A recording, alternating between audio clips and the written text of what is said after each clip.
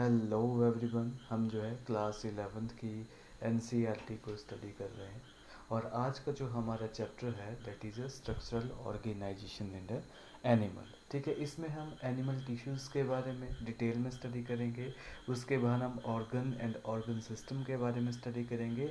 Earthworm, cockroach and frog के बारे में हम डिटेल में स्टडी करेंगे। ठीक है, तो देखो अब आपने जो है मतलब प्रिसीडिंग चैप्टर में क्या पढ़ा है कि हमारे पास जो एनिमल्स होते हैं वो दो टाइप के होते हैं। ठीक है, number one is called as the unicellular organism and second is called as the multi cellular organism. देखो यूनिसेलर ऑर्गेनिज्म क्या होते हैं, जिनकी बॉडी जो होती है वो सिंगल सेल की बनी होती है, that is called as the unicellular organism.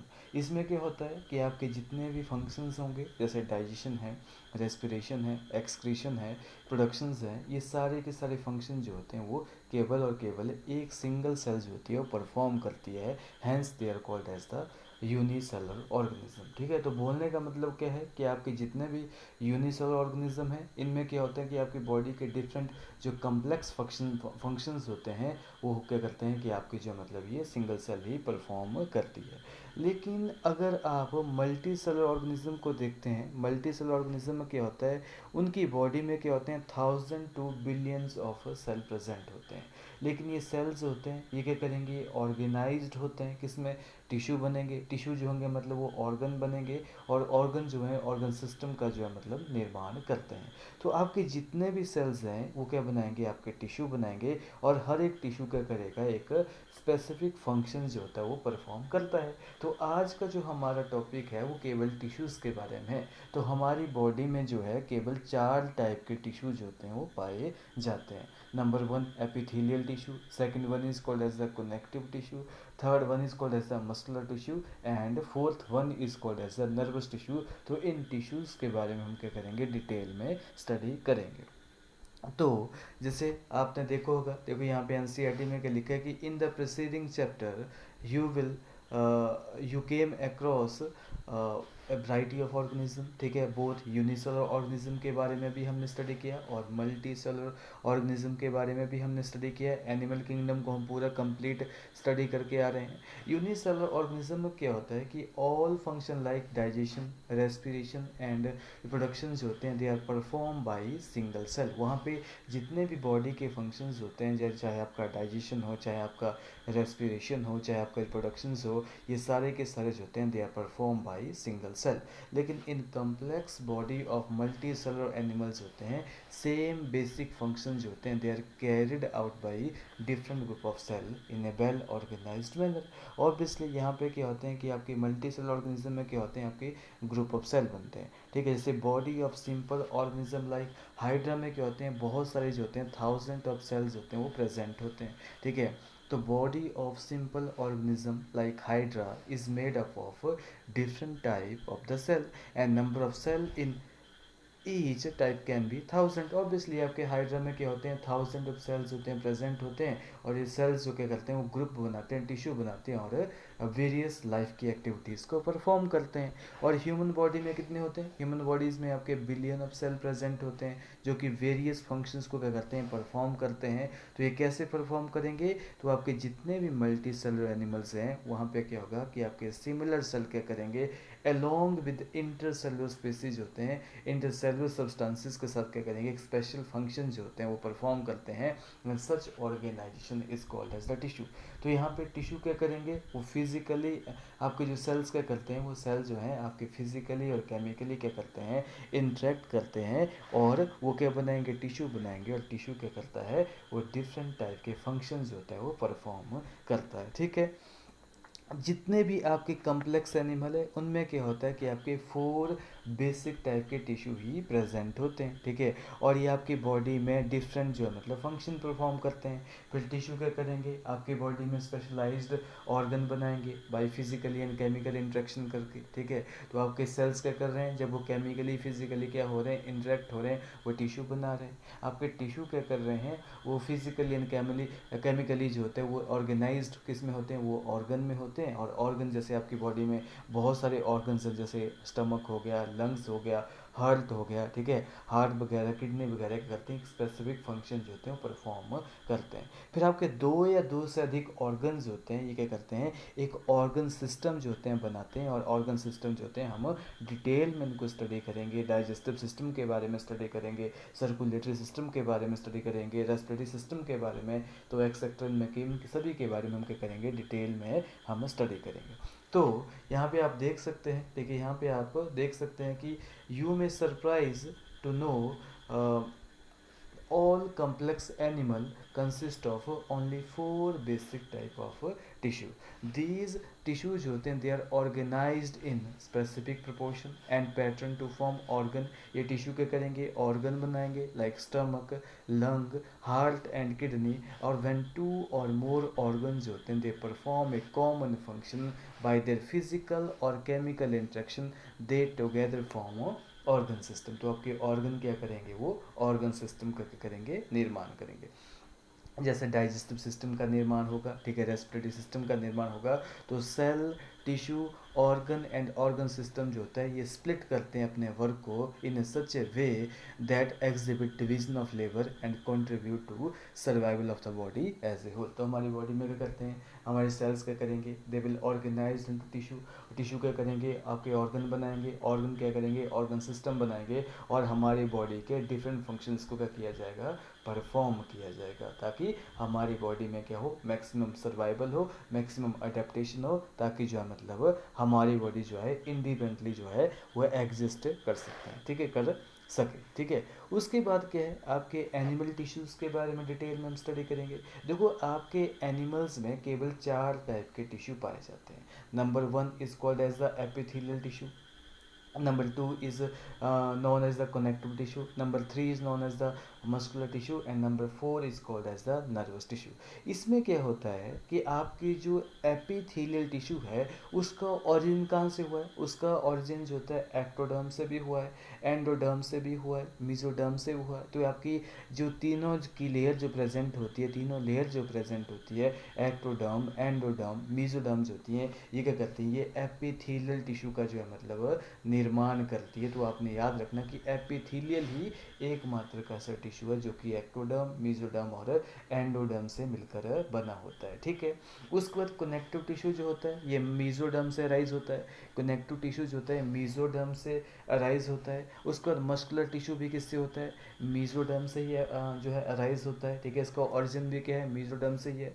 और लास्ट है आपका नर्वस टिश्यू जो होता है इट अराइज फ्रॉम एक्टोडर्म, ठीक है, ये भी किससे अराइज होता है, ये एक्टोडर्म से अराइज होता है। तो सबसे पहले जो हम स्टडी करेंगे that we are going to study about epithelial tissue.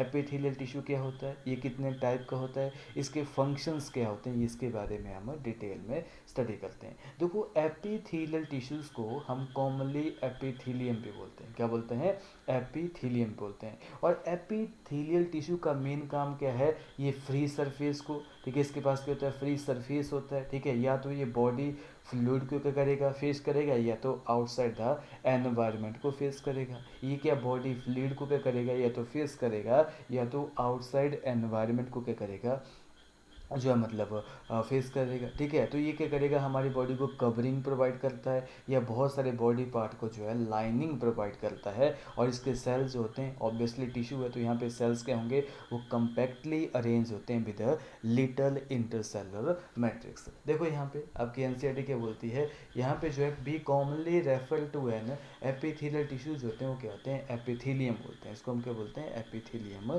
बोलते हैं। इस टिश्यू के पास क्या होता है, फ्री सरफेस होता है, इस टिश्यू के पास क्या होता है, फ्री सरफेस होता है which faces either a body fluid or outside the environment and thus provide a covering or lining for some part of the body.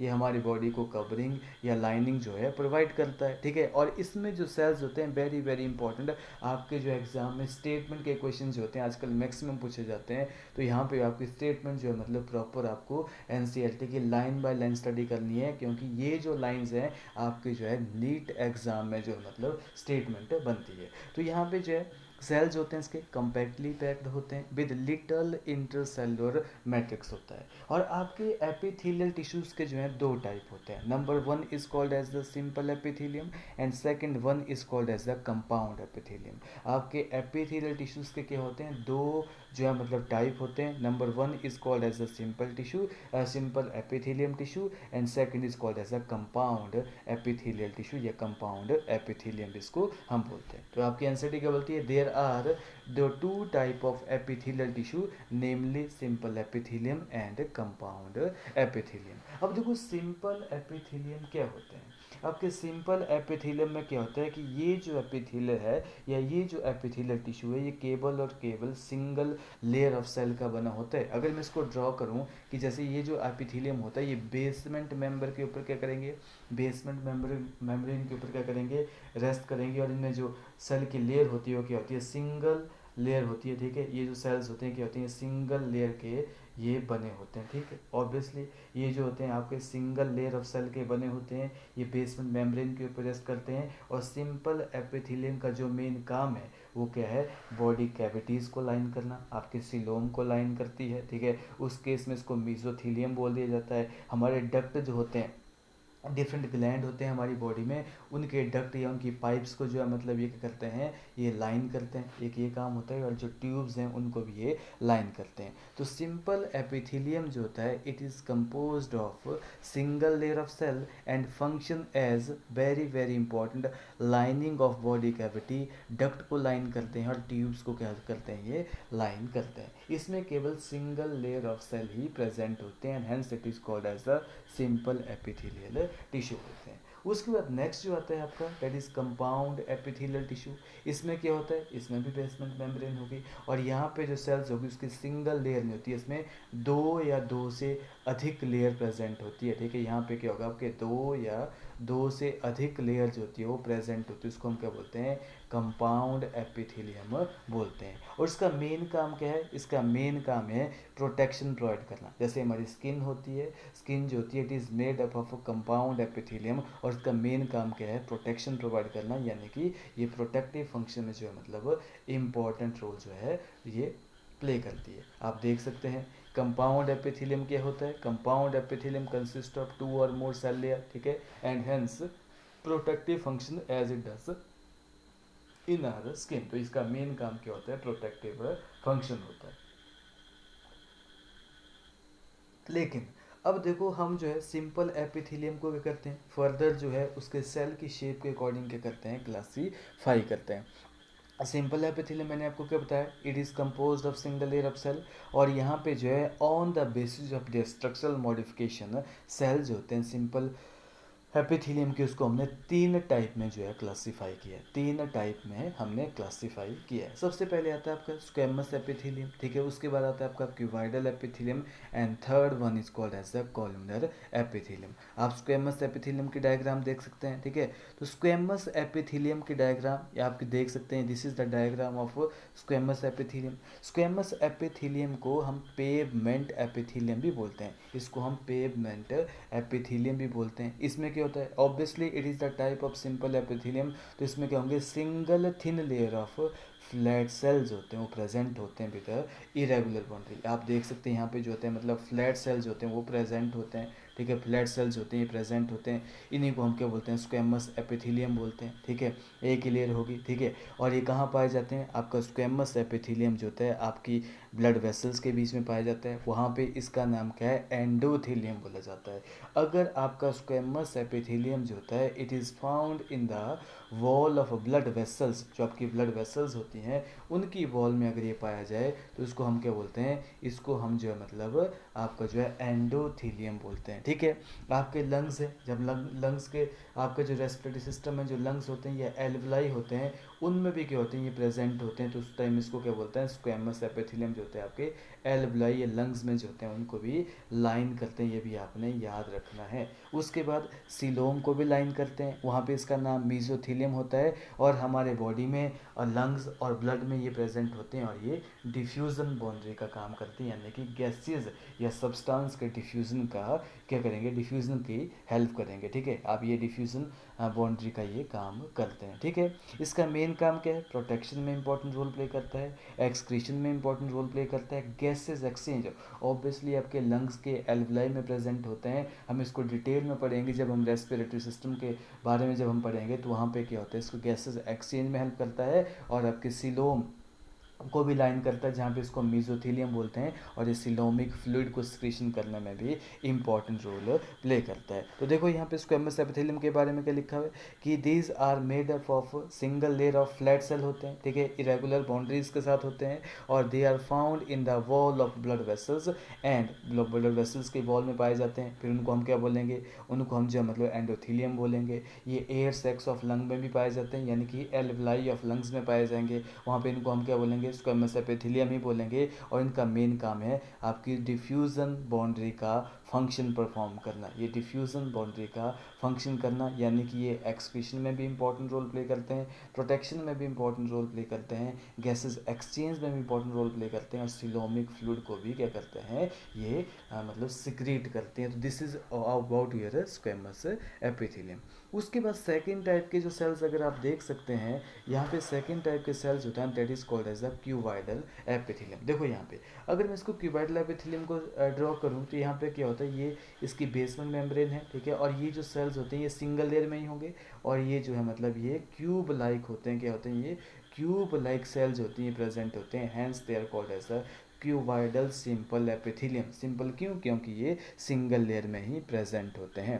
तो ये क्या होते हैं, ये single layer of cube like cell होते हैं, और कहाँ पाए जाते हैं, आपके डक्ट ऑफ ग्लैंड में पाए जाते हैं, और वेरी वेरी इंपॉर्टेंट आपके नेफ्रॉन के पीसीटी पार्ट में जो है पाए जाते हैं, नेफ्रॉन के पीसीटी पार्ट में जो है पाए जाते हैं। उनमें क्या फ़र्क होता है कि आपके जैसे नेफ्रॉन का पीसीटी पार्ट होता है, अगर इसको हम ड्रॉ करें, this is the PCT part of the nephron, तो यहाँ पे क्या होते हैं, इन सेल्स में क्या होते हैं, विलाई प्रेजेंट होते हैं।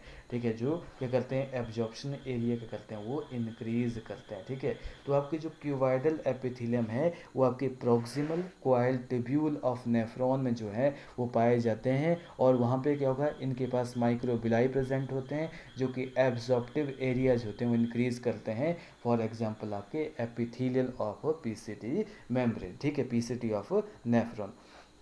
अब देखो यहाँ पे क्यूबाइडल एपिथेलियम जो होता है, ठीक है, it is composed of single layer of cell है, क्योंकि ऑब्वियसली यहाँ पे सिंपल एपिथेलियम की ही बात कर रहे हैं हम। ठीक है, क्यूब लाइक सेल होते हैं, और this is commonly found in the duct of gland में भी ये पाए जाते हैं, और ट्यूबुलर पार्ट ऑफ नेफ्रॉन में भी ये पाए जाते हैं, इन किडनी। एंड मेन फंक्शन क्या होता है इनका, सिक्रीशन एंड एब्जॉर्प्शन में इंपॉर्टेंट रोल इनका होता है। और एपिथेलियम और पीसीटी आपका जो प्रोक्सिमल कॉइल ट्यूब्यूल्स होता है नेफ्रॉन का, इनके पास क्या होता है, आपके क्यूबाइडल सेल्स होते हैं, लेकिन इनके पास क्या होते हैं, माइक्रोबिलाई होते हैं, और माइक्रोबिलाई जहाँ भी प्रेजेंट होंगे इनका मेन काम क्या होता है, आपका जो सरफेस एरिया जो है या एब्जॉर्प्टिव सरफेस एरिया इंक्रीज करना, ताकि मैक्सिमम जो है एब्जॉर्प्शन जो है हो सके। उसके बाद आते हैं आपके, ठीक है, that is the columnar sales आते हैं। कॉलमनर सिंपल एपिथेलियम के बारे में हम स्टडी करेंगे। देखो जो कॉलमनर एपिथेलियम होते हैं, इसके जो सेल्स होते हैं कैसे होते हैं, टॉल होते हैं, ठीक है, और पतले होते हैं, स्लेंडर होते हैं। ठीक है, टॉल एंड पतले जो होते हैं ये इसके सेल्स होते हैं। ठीक है, आप देख सकते हैं यहाँ पे। ठीक है, और यहाँ पे जो होता है इनका जो न्यूक्लियस होता है कहाँ होता है, आपके बेस में। ठीक है, इनका न्यूक्लियस होता है वो कहाँ होता है, बेस में होता है। ठीक है, और ये सेल्स कहाँ पाए जाते हैं, ये आपके इंटेस्टाइन में ये पाए जाते हैं। ठीक है, लेकिन इंटेस्टाइन में सेल कैसे होते हैं, जैसे मान लो ये लंबे लंबे सेल्स होंगे, और ये लंबे लंबे सेल्स क्या करेंगे, ये माइक्रोबिलाई का निर्माण करते हैं, माइक्रोबिलाई का निर्माण करते हैं। आपने याद रखना क्यों, क्योंकि इंटेस्टाइन में मैक्सिमम जो है री एब्जॉर्प्शन हो सके, इसलिए वहाँ पे कॉलमनर एपिथेलियम के पास क्या होता है, ब्रश बॉर्डर नेचर होता है। क्यों, वो क्या करेंगे, माइक्रोबिलाई बनाएंगे, ताकि मैक्सिमम जो है वहाँ पे क्या हो सके, एब्जॉर्प्शन हो सके। ठीक है, तो आपके कॉलमनर एपिथेलियम क्या होते हैं, ठीक है, आप देख सकते हैं द कॉलमनर एपिथेलियम जो होते हैं they are composed of single layer of tall and slender, slender का मतलब होता है पतले सेल्स होते हैं, थिन सेल्स होते हैं, ठीक है, और देयर न्यूक्लियस होते हैं, they are located at the base, और फ्री सरफेस होता है मे हैव माइक्रोबिलाई। आपने याद रखना है कि आपके नेफ्रॉन में जो सेल्स हैं वो कैसे हैं, क्यूबाइडल एपिथेलियम है, लेकिन उनके पास भी माइक्रोबिलाई होता है, वो भी रीएब्जॉर्प्शन में इंपॉर्टेंट रोल प्ले करता है। आपकी इंटेंस टाइम में क्या होता है, वहाँ पे भी क्या होता है, लेकिन माइक्रोबिलाई प्रेजेंट होते हैं, लेकिन वहाँ पे सेल्स कौन से हैं, वहाँ पे जो है मतलब कॉलमनर एपिथेलियम जो होता है प्रेजेंट होता है, ठीक है। तो ये क्या करेंगे, they are found in the lining of the stomach, stomach में भी पाए जाएंगे, ठीक है, गैस्ट्रिक रुगे बनाते हैं वो, इंटेस्टाइन में भी पाए जाएंगे, and help in secretion and absorption में इंपॉर्टेंट रोल ये प्ले करते हैं। अब देखो, जब आपके कॉलमनर और क्यूबाइडल एपिथेलियम के पास के, जैसे मान लो कि आपका क्यूबाइडल एपिथेलियम था, this is the cuboidal epithelium, ठीक है, this is the cuboidal epithelium, ठीक है, जैसे मान सकते हैं आप ये क्यूबाइडल एपिथेलियम थे, ठीक है, ये अगर इसको हम ऐसे नहीं, इसको हम ऐसे ड्रॉ करेंगे, क्यूबाइडल एपिथेलियम था, ठीक है, ये क्यूब लाइक सेल्स थे, ठीक है, लेकिन इनके पास क्या होते हैं, सीलिया अगर प्रेजेंट है, ठीक है, सीलिया, ठीक है, सीलिया जो है अगर प्रेजेंट होंगे, ये आपके कॉलमनर एपिथेलियम है, उनके पास भी क्या होते हैं, आपके सीलिया प्रेजेंट होते हैं, तो उनका नाम क्या हो जाता है, ciliated cuboidal and columnar epithelium बोलते हैं। तो आपके जो columnar and cuboidal surface, cuboidal जो होते हैं, क्यूबाइडल एपिथेलियम जो होते हैं, क्यूबाइडल सेल्स होते हैं, उनके पास सीलिया भी होते हैं उनके फ्री सरफेस में, और they're called as ciliated epithelium बोलेंगे, उसको हम सीलिएटेड एपिथेलियम हम बोलते हैं। इनका मेन काम क्या होता है, ये जो सीलिएटेड एपिथेलियम होता है, ये आपके inner surface of hollow organ में प्रेजेंट होता है, हॉलो ऑर्गन्स में प्रेजेंट होता है,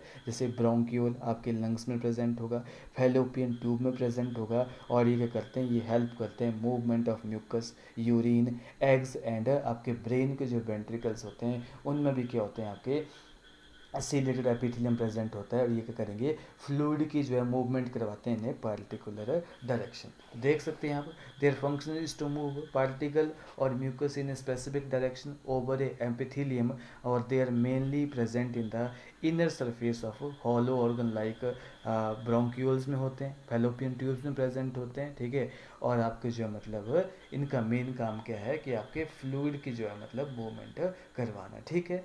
उसके बाद क्या है, आपके अगर कॉलमनर और क्यूबाइडल सेल जो होते हैं, अगर ये स्पेशलाइज्ड हो जाते हैं, ठीक है, अगर ये स्पेशलाइज्ड हो जाते हैं और ये करते हैं सिक्रेटरी एक्टिविटीज होते हैं, शो करते हैं, then they are called as the glandular epithelium, इनको हम बोलते हैं, ठीक है, then they are called as the glandular epithelium, इनको हम बोलते हैं। तो सम ऑफ द कॉलमनर और क्यूबाइडल सेल्स होते हैं, they get specialised for secretion and they are called as the glandular epithelium, इनको हम बोलेंगे। जैसे ये ग्लैंड जो होंगे आपके दो टाइप के हो सकते हैं, on the basis of number of cell, अगर एक ही सेल के मिलकर बने होंगे तो उनको हम क्या बोलेंगे, यूनिसेलुलर ग्लैंड बोलेंगे। एग्जाम्पल क्या होते हैं, जो कि गोबलेट सेल होते हैं हमारी एलिमेंट्री कैनाल में, they are the example of unicellular gland. कई बार आपके नीट एग्जाम में क्वेश्चन आया है कि यूनिसेलुलर ग्लैंड का एग्जाम्पल कौन से हैं, तो आपके जो है गोबलेट सेल्स होते हैं, they are the example of unicellular gland. और गोबलेट सेल कहाँ प्रेजेंट होते हैं, आपके एलिमेंट्री कैनाल में जो है वो प्रेजेंट होते हैं। और मल्टी सेलुलर ग्लैंड के होते हैं जिसमें बहुत सारे क्लस्टर ऑफ सेल प्रेजेंट होते हैं, जैसे स्लाइवरी ग्लैंड में आप देख सकते हैं, they are the example of multicellular gland, ठीक है। उसके बाद क्या करते हैं, एक और बेसिस है क्लासिफिकेशन करने का, on the basis of A mode of pouring of the excretion. अगर आपके ग्लैंड जो होते हैं, जैसे मान लो आपके जो ग्लैंड है ये क्या करेगा, पाइप के थ्रू जो है अपनी स्क्रीशन जो है मतलब ये स्क्रीट कर रहा है, ये पाइप के थ्रू, डक्ट के थ्रू जो होता है अपनी स्क्रीशन को पास आउट कर रहा है, then the gland is called as the exocrine gland. अगर इनके पास जो होती है डक्ट एब्सेंट होती है और ये अपनी स्क्रीशन जो होते हैं डायरेक्टली कहाँ पोर करते हैं, ये डायरेक्टली फ्लूइड में करते हैं, ब्लड में करते हैं, लिम्फ में करते हैं, they are called as the endocrine gland. इसके ऊपर एक पूरा का पूरा चैप्टर आपके पास ह्यूमन फिजियोलॉजी में दे रखा है, ठीक है। तो on the basis of mode of pouring of the excretion, glands होते हैं इनको हम दो कैटेगरीज में क्या करते हैं, डिवाइड करते हैं, exocrine gland and endocrine gland. Exocrine gland क्या करते हैं, ये म्यूकस स्क्रीट करते हैं, स्लाइवा स्क्रीट करते हैं, ईयर वैक्स स्क्रीट करते हैं, ऑयल स्क्रीट करते हैं, मिल्क स्क्रीट करते हैं, डाइजेस्टिव एंजाइम स्क्रीट करते हैं, एंड अदर सेल प्रोडक्ट भी ये क्या करेंगे, ये स्क्रीट करेंगे। और इनके जो प्रोडक्ट होंगे, इनकी जो स्क्रीशंस होगी, that are release through duct और ट्यूब। ये इनकी जो सिक्रीशंस होती है उसको डक्ट और ट्यूब के द्वारा क्या किया जाता है, रिलीज किया जाता है। और इसकी तुलना में इन कॉन्ट्रास्ट एंडोक्राइन ग्लैंड्स होते हैं, they do not have duct, ये डक्ट लेस ग्लैंड होते हैं, और देयर प्रोडक्ट देयर सिक्रीशंस होती हैं उनको हम क्या बोलते हैं, हार्मोन्स बोलते हैं। एंड दीज हार्मोन्स होते हैं they are secreted directly into the fluid bathing in the bathing the gland. Obviously आपके जो मतलब फ्लूइड में ब्लड में क्या करेंगे, अपनी स्क्रीशन जो है मतलब ये पास आउट करेंगे। हम पढ़ेंगे आपका पिट्यूटरी ग्लैंड है, हाइपोथैलेमस ग्लैंड है, उसके बाद थायराइड ग्लैंड है, एड्रिनल ग्लैंड है, ठीक है। ऐसे बहुत सारे ग्लैंड हमारे बॉडी में जो होते हैं वो एंडोक्राइन ग्लैंड जो है होते हैं। उसके बाद एक और ग्लैंड होता है that is called as the heterocrine gland, ठीक है। एक और ग्लैंड होता है that is called as the heterocrine gland. Heterocrine gland क्या होते हैं बेटा, हिटेरोक्राइन ग्लैंड जो होते हैं इनके पास क्या होता है, ये दोनों वे में ये ड्यूल फंक्शन जो होते हैं परफॉर्म करते हैं। इनका एक पोर्शन जो होता है वो एक्सोक्राइन पार्ट होता है जो अपनी स्क्रीशन जो होता है वो डक्ट के थ्रू जो है पास आउट करेगा, लेकिन सेकंड पोर्शन जो होता है वो एंडोक्राइन इन नेचर होता है जो डायरेक्टली अपनी स्क्रीशन जो होते हैं वो क्या करते हैं, ब्लड के अंदर, लिम्फ के अंदर, फ्लूइड के अंदर क्या करेंगे, मतलब पास आउट करेंगे। जैसे आपका पेनक्रियाज हो गया या gonad that is testis and ovaries होते हैं, they are called as the heterocrine gland, उनको हम बोलते हैं, क्या बोलते हैं, उनको हम हिटेरोक्राइन ग्लैंड हम बोलते हैं। तो हिटेरोक्राइन ग्लैंड क्या होते हैं, they have both exocrine part and endocrine part. Exocrine part जो होता है send it's secretion by the way of duct. Obviously duct के एक्सोक्राइन जो पोर्शन होगा वो क्या करेगा, वो डक्ट के थ्रू जो है मतलब पास आउट करेगा अपनी सिक्रीशन, एंड जो एंडोक्राइन पोर्शन होता है वो अपनी सिक्रीशन जो होता है डायरेक्टली पास आउट करेगा किसके अंदर, ब्लड और लिम्फ के अंदर। एग्जाम्पल आपका पेनक्रियाज है एंड गोनेट है। तो आपके कितने टाइप के ग्लैंड हमने पढ़े, देखो on the basis of number of cell दो टाइप के हमने पढ़े, यूनिसेलुलर ग्लैंड पढ़े हमने, मल्टी सेलुलर ग्लैंड पढ़े, और on the basis of mode of pouring of the excretion हमने दो टाइप के ग्लैंड पढ़े, that is exocrine gland and endocrine gland होते हैं। हमने इन दोनों के बारे में डिटेल में स्टडी कर लिया है। उसके बाद ठीक है आपके जो मतलब मोड ऑफ सिक्रीशन के बेसिस के ऊपर भी हमने क्या किया है, आपके ग्लैंड जो तीन टाइप के बनाए हुए हैं, आपके ग्लैंड जो यहाँ पे तीन टाइप के बनाए हैं। Number one is called as the merocrine gland, ठीक है। आपका एक और ग्लैंड होता है उसको बोलते हैं मीरोक्राइन ग्लैंड बोलेंगे। Second one is called as the apocrine gland, ठीक है, एपोक्राइन ग्लैंड बोलेंगे, ठीक है। और third one is called as the holocrine gland, ठीक है, होलोक्राइन ग्लैंड, ठीक है। तो देखो मीरोक्राइन ग्लैंड में क्या होता है, जैसे मान लो ये सेल है, ये क्या करेगा, सिक्रीशन बनाएगा, और ये क्या करेगा, उस सिक्रीशन को क्या करेगा, बाहर की तरफ क्या करेगा, वो सिक्रेट आउट करेगा, ठीक है। तो ये जो क्या करेगा, सिक्रीशन बनाएगा, ठीक है, और बाहर की तरफ क्या करेगा, मतलब अपनी सिक्रीशन को जो है मतलब पास आउट करेगा बॉडी के अंदर। तो मीरोक्राइन ग्लैंड का जो है उसका एग्जाम्पल है गोबलेट सेल। गोबलेट सेल्स होते हैं, they are the example of merocrine gland, यानी कि म्यूकस बनाएंगे और इसको वेसिकल को बाहर जो है रिलीज कर देंगे। लेकिन एपोक्राइन ग्लैंड में क्या होते हैं, ये जो ग्लैंड सेल्स होते हैं क्या करेंगे, ये एपेक्स के होते हैं, ये जो है मतलब डिस्ट्रॉय हो जाते हैं, और ये एपेक्स के साथ जो होते हैं क्या करेंगे, मतलब अपनी सिक्रीशन जो होंगे मतलब क्या करेंगे, रिलीज करेंगे। तो एपोक्राइन ग्लैंड का जो एग्जांपल है that is called as the mammary gland. जो मेमरी ग्लैंड होते हैं फीमेल में वो क्या होते हैं, they are the example of apocrine gland. लेकिन होलोक्राइन ग्लैंड में क्या होता है, पूरा का पूरा सेल ही क्या होगा, डिस्ट्रॉय हो जाएगा, पूरा का पूरा सेल ही क्या करेगा, डिस्ट्रॉय हो जाएगा, और वो आपकी जो है सिक्रीशन जो है कि फॉर्म में बनेगा और क्या करेगा, अपनी सिक्रीशन को रिलीज करेगा। जो भी सीवेशियस ग्लैंड होते हैं they are called as the holocrine gland. तो आपके तीन टाइप के ग्लैंड होते हैं। मीरोक्राइन में क्या हुआ, केवल और केवल सिक्रीशन ही सेल के बाहर जो होती है वो रिलीज होती है। एग्जाम्पल है आपका गोबलेट सेल, ठीक है, जिसमें म्यूकस होता है वो सेल के बाहर जो होता है सिक्रीट हो जाता है। एपोक्राइन में क्या होता है कि आपकी सिक्रीशन जो होती है सेल के एपेक्स भाग को भी साथ में ले जाती है। जैसे आपके जो जैसे आपके मेमरी ग्लैंड है, they are the example of apocrine gland. और third one is called as holocrine gland, यानी कि पूरा का पूरा सेल क्या हो जाएगा, वो डिस्ट्रॉय हो जाएगा और अपनी सिक्रीशन जो होगा वो पास करेगा। तो this is called as the holocrine gland. Example क्या है आपका, एग्जाम्पल जो है दैट इज सीवेसियस ग्लैंड जो आपका एग्जाम्पल है। This is all about your simple epithelium. देखो सिंपल एपिथेलियम के हमने कितने टाइप पढ़े, आपका जो है स्क्वेमस एपिथेलियम के बारे में हमने स्टडी किया, उसके बाद जो है हमने क्यूबाइडल एपिथेलियम के बारे में स्टडी किया, उसके बाद जो है हमने जो मतलब कॉलनर एपिथेलियम के बारे में स्टडी किया, उसके बाद हमने सीलिएटेड एपिथेलियम के बारे में स्टडी किया, और उसके बाद हमने ग्लैंडुलर एपिथेलियम के बारे में स्टडी किया। फिर हमने डिफरेंट ग्लैंड के जो टाइप पढ़े, दैट इज यूनिसेलुलर ग्लैंड हमने पढ़ा, मल्टी सेलुलर ग्लैंड हमने पढ़े on the basis of number of cell. उसके बाद हमने on the basis of pouring of the excretion हमने ग्लैंड के 2 टाइप पढ़े। नंबर 1 इज कॉल्ड एज आपका जो मतलब exocrine gland, endocrine gland, and ऐसा भी ग्लैंड होता है इसके पास दोनों प्रॉपर्टी होती है, that is called as the heterocrine gland. उसके बाद हमने मोड ऑफ एक्सक्रीशन के बेसिस के ऊपर एपोक्राइन, ठीक है, आपका जो मीरोक्राइन एंड होलोक्राइन ग्लैंड को भी डिटेल में स्टडी कर लिया है, ठीक है। अब हम पढ़ेंगे कंपाउंड एपिथेलियम। मैंने आपको पहले ही बताया कि कंपाउंड एपिथेलियम में क्या होते हैं, 2 या 2 से ज़्यादा जो होंगी वो लेयर प्रेजेंट होती हैं, 2 या 2 से ज़्यादा लेयर प्रेजेंट होती है, आप देख सकते हैं यहाँ पे, ठीक है, 2 या 2 से अधिक क्योंकि यहाँ पे लेयर प्रेजेंट होती है, मल्टी लेयर्ड सेल यहाँ पे प्रेजेंट होते हैं। उनका मेन काम क्या है, केवल और केवल प्रोटेक्शन करना। तो यहाँ पे क्या है, compound epithelium is made of more than 1 layer, ठीक है, मल्टी लेयर्ड होते हैं, ठीक है, and this has limited role in secretion. इनका बहुत ही लिमिटेड रोल होता है सिक्रेशन में और एब्जॉर्प्शन में, और मेन फंक्शन क्या है, is to provide protection against chemical and mechanical stresses या केमिकल एंड मैकेनिकल इंजरी से हमें क्या करते हैं, प्रोटेक्ट करते हैं। और ये हमारी dry surface of skin, example आपने याद रखना है, ये dry surface of the skin को कवर करते हैं, ये moist surface of buccal cavity को कवर करते हैं, फेरिंग्स को कवर करते हैं, inner lining of duct of salivary gland को कवर करते हैं, एंड पेनक्रियाटिक डक्ट को भी ये क्या करेंगे, कवर करते हैं, लाइन करते हैं। तो these are the example of compound epithelium. अब देखो जितने भी हमने पढ़े, हमने क्या पढ़ा, टाइप्स ऑफ एपिथेलियल टिश्यू को पढ़ लिया हमने, सिंपल एपिथेलियम और कंपाउंड एपिथेलियम। अब देखो जितने भी सेल्स होते हैं आपके एपिथेलियम में, ये आपस में जो होते हैं ये वेरी लिटल इंटरसेलुलर मटेरियल के द्वारा क्या होते हैं, ये होल्ड होते हैं, ये हेल्ड टुगेदर होते हैं, ठीक है।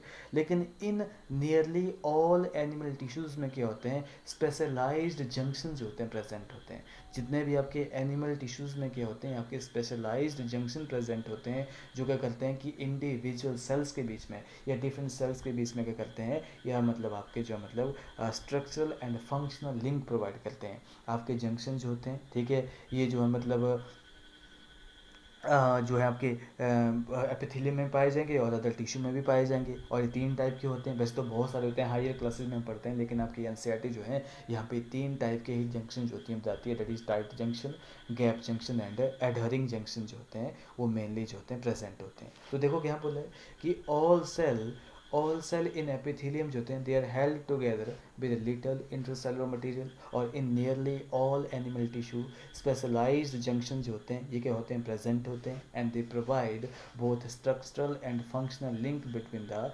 इंडिविजुअल सेल्स, ठीक है, ये 2 सेल्स के बीच में स्ट्रक्चरल और फंक्शनल लिंक प्रोवाइड करेंगे। और 3 टाइप ऑफ सेल जंक्शन जो होते हैं ये पाए जाते हैं आपके एपिथेलियम में एंड अदर टिश्यू में, ठीक है। 3 टाइप के जंक्शन जो होते हैं पाए जाते हैं, जैसे आपका टाइट जंक्शन होता है, ठीक है, एडहरिंग जंक्शंस होते हैं, गैप जंक्शंस होते हैं। और टाइट जंक्शन जो होते हैं क्या करते हैं, ताकि सब्सटेंस एक टिश्यू से दूसरे टिश्यू में जो मतलब लीक ना हो, इसलिए क्या होते हैं 2 सेल्स के बीच में क्या होते हैं टाइट जंक्शन प्रेजेंट होते हैं। जैसे मान लो कि ये आपके सेल्स हैं, ठीक है, ये सेल्स हैं, ये आपके सेल्स हैं, एक सेल ये है और ये दूसरा सेल है, और इन दोनों के बीच में क्या होंगे आपके जो मतलब टाइट जंक्शन जो होंगे वो प्रेजेंट होते हैं, टाइट जंक्शन जो होते हैं वो प्रेजेंट होते हैं, ठीक है। इन दोनों के बीच में क्या होंगे आपके टाइट जंक्शन प्रेजेंट होते हैं, ताकि एक टिश्यू से दूसरे टिश्यू में जो है मटेरियल जो है लीक ना हो, ठीक है, that is called as the tight junction. उसके बाद एक होते हैं एडहरिंग जंक्शन। एडहरिंग जंक्शन में क्या होता है, ये जो जंक्शंस होते हैं ये सीमेंटिंग का काम करते हैं, ये 2 नेबरिंग सेल को साथ में चिपकाए रखते हैं। जैसे आपके जो है मतलब एक सेल ये है, ठीक है, एक सेल ये है, और इनके बीच में क्या होता है सीमेंटिंग का काम करेगा जो आपका जंक्शन होगा, और it is called as the adhering junction, इसको हम बोलते हैं, ठीक है, इसको हम एडहरिंग जंक्शन हम बोलते हैं। उसके बाद तीसरे होते हैं आपके that is called as the gap junction. Gap junction में क्या होता है कि आपके 2 सेल्स के बीच में क्या होता है, ये गैप बनाते हैं, ये 2 सेल्स के साइटोप्लाज्म को आपस में क्या करेंगे, कनेक्ट करेंगे, और आपके स्मॉल मॉलिक्यूल आयंस का और समटाइम बिगर मॉलिक्यूल का जो होता है एक सेल से दूसरे सेल्स में क्या करते हैं, ये ट्रांसपोर्ट करते हैं, and this is called as the gap junction. तो टाइट जंक्शंस क्या करते हैं, टाइट जंक्शन जो होते हैं they help to stop substances from leaking across the tissue, और adhering junctions होते हैं, they perform cementing to keep neighboring cell together, और gap junction क्या करते हैं, they facilitate the cell to communicate with each other by connecting the cytoplasm of adjoining cell for rapid transfer of ions, small molecules and sometimes होते हैं bigger molecules भी क्या होते हैं, one cell to next cells होते हैं, वो क्या होते हैं, ट्रांसफ़र होते हैं, ये आपने याद रखना है। तो this is all about your epithelial tissue, और यहाँ से आपके जो है एग्जाम में जो है क्वेश्चन बनते हैं। उसके बाद नेक्स्ट कनेक्टिव टिश्यू आता है, that is called as a connective tissue.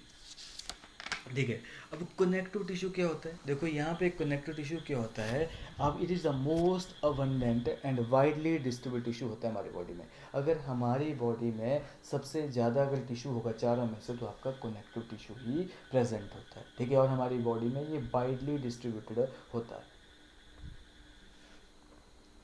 इनको कनेक्टिव टिश्यू क्यों बोलते हैं, क्योंकि इनका मेन फंक्शंस क्या होता है कि हमारे बॉडी के डिफरेंट टिश्यूज़ को, डिफरेंट ऑर्गन्स को क्या करते हैं, ये कनेक्ट करते हैं और सपोर्ट करते हैं। ठीक है, और ये जो होते हैं तीन टाइप के होते हैं। ठीक है, ये जो होते हैं तीन टाइप के होते हैं, लूज कनेक्टिव टिश्यू जिसको हम सॉफ्ट कनेक्टिव टिश्यू भी बोलते हैं, dense connective tissue and specialised connective tissue जो होते हैं, आपके कनेक्टिव टिश्यूज होते हैं ये तीन टाइप के होते हैं। Most important loose connective tissue, आपके जो मतलब dense connective tissue and specialised connective tissue. अब देखो यहाँ पे जो है connective tissue are most abundant and widely distributed in the body of complex animal, सबसे ज़्यादा यही है। ठीक है, उसका देयर नेम क्यों, इनको कनेक्टिव टिश्यू क्यों बोला जाता है, because of their special function of linking and supporting the other tissue organs of the body. ये हमारी बॉडी के अदर टिश्यूज़ को, ऑर्गन्स को करते हैं, ये लिंक करते हैं, सपोर्ट करते हैं। और they range from soft connective tissue, ये जो होते हैं ये लूज कनेक्टिव टिश्यू भी होते हैं। ठीक है, उसके बाद डेंस कनेक्टिव टिश्यू भी होते हैं एंड स्पेशलाइज टाइप के जो है टिश्यू भी ये प्रेजेंट होते हैं, विच इज़ ठीक है, इंक्लूड आपके स्पेशलाइज में हम क्या पढ़ेंगे, कार्टिलेज के बारे में पढ़ेंगे, बोन के बारे में पढ़ेंगे, ब्लड के बारे में पढ़ेंगे। ठीक है, और आपके लूज वगैरह में हम सॉफ्ट में मेडिपोज वगैरह के टिश्यू जो है पढ़ेंगे। ठीक है, अब देखो जितने भी कनेक्टिव टिश्यू हैं उनमें क्या होता है, उनमें ऑब्वियसली टिश्यू के अंदर सेल्स हो गए, और सेल्स होंगे उसके अंदर जो है मतलब ये सारे के सारे सेल्स क्या करते हैं, ये फाइबर स्क्रीट करते हैं। और आपके जो फाइबर होते हैं वो दो टाइप के फाइबर्स होते हैं, वो स्क्रीट करते हैं। देखो कनेक्टिव टिश्यू में जितने भी सेल्स होते हैं वो क्या करेंगे, वो आपके दो टाइप के फाइबर जो होते हैं वो स्क्रीट करेंगे। Number one is called as the collagen fibre. ठीक है, number one is called as the collagen fibre and second one is called as the elastin fibre. ठीक है, आपके जो मतलब ये इलास्टिन फाइबर जो है बनाते हैं। तो आपके जितने भी कनेक्टिव टिश्यू है उनके सेल्स क्या करेंगे, फाइबर स्प्लिट करेंगे, और दैट फाइबर इज कोलेजन। जहाँ पे कोलेजन फाइबर होंगे उसका मेन काम क्या होता है, स्ट्रेंथ प्रोवाइड करना। कोलेजन जो होते हैं ये फाइबर, जो कोलेजन फाइबर होते हैं ये क्या होते हैं, आपके बंडल की फॉर्म में होते हैं, और ये क्या करेंगे, ये स्ट्रेंथ जो है प्रोवाइड करेंगे। और आपके इलास्टिन फाइबर जहाँ भी होंगे ये सिंगल होते हैं, और इनका मेन काम होता है इलास्टिसिटी जो है मतलब उस टिश्यू को जो है प्रोवाइड करना। और साथ में क्या है, इन टिश्यूज़ के चारों ओर क्या होता है, एक फ्लूइड या इंटरसेलुलर मैट्रिक्स जो होता है वो स्क्रीट होता है। ठीक है, और ये क्या बनाते हैं, आपका कनेक्टिव टिश्यू जो है बनाते हैं। ठीक है, तो मैंने बोला कि सेल ऑफ कनेक्टिव टिश्यू जो होते हैं ये क्या करेंगे, फाइबर स्प्लिट करेंगे of structural protein that is collagen fibre, आपके जो मतलब इलास्टिन फाइबर। और ये जो फाइबर होते हैं आपके जो स्ट्रेंथ प्रोवाइड करते हैं, इलास्टिसिटी प्रोवाइड करते हैं, और फ्लेक्सिबिलिटी जो है वो प्रोवाइड करते हैं टिश्यू को। ठीक है, और ये सेल्स होते हैं ये क्या करते हैं, पॉलीसेकेराइड, आपके म्यूको पॉलीसेकेराइड को भी क्या करते हैं, स्क्रीट करते हैं। दीज सेल्स होते हैं दे आल्सो स्क्रीट मॉडिफाइड पॉलीसेकेराइड। ठीक है, जो इन सेल्स के बीच में क्या होता है, अकोमुलेट होता है और क्या बनाता है, वो ग्राउंड सब्सटेंस का जो निर्माण करता है। देखो यहाँ पे दिस फाइव जो आपके देखो in all connective tissue except blood को छोड़कर जितने भी कनेक्टिव टिश्यू है उनके सेल्स क्या करेंगे, वो फाइबर स्प्लिट करते हैं of structural protein that is collagen and elastin. और द फाइबर जो होते हैं दे प्रोवाइड स्ट्रेंथ प्रोवाइड करते हैं, इलास्टिसिटी प्रोवाइड करते हैं,